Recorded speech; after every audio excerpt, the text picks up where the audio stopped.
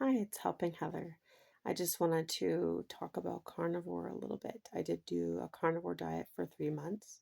I do, if I change a diet, I want to do it for at least 3 months because I want to do blood work that's diabetic blood work called A1C test.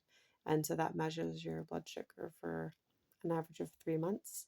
And then you can see what your average blood sugar was during that diet. So I did the carnivore diet for 3 months, and it's a very low carb diet. So I was very excited for um, the results to be pretty significant.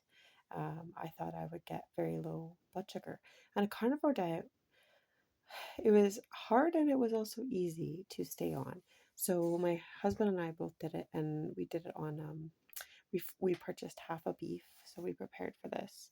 And so we had wonderful cuts of steaks and different things to choose from. And so some of the favorite choices was a big ribeye steak or burger patties with bacon or cheese. For a meal, we would eat eggs, bacon, or eggs and sausage in the morning for breakfast, and typically just go 2 meals a day, sometimes just 1 meal a day.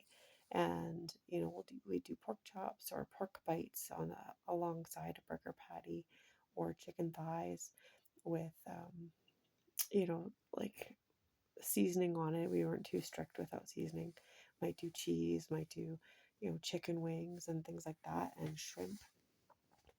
And so dishes were very easy, and funny enough, it wasn't that expensive as well. I mean, we did buy the half a beef, but our daily cost, and when you averaged it out, it was pretty good.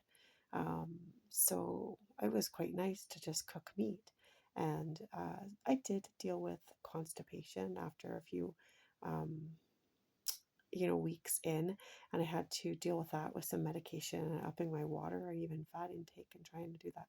So that was one of the troubles that I had.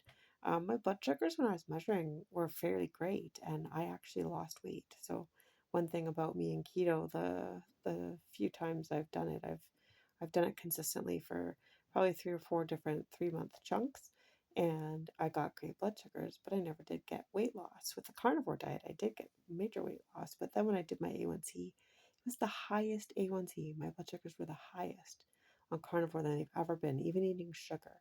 So like a 9.4. It was so perplexing and disheartening, but it was because gluconeogenesis was at work. My body was turning that extra meat that I was eating at once into sugar.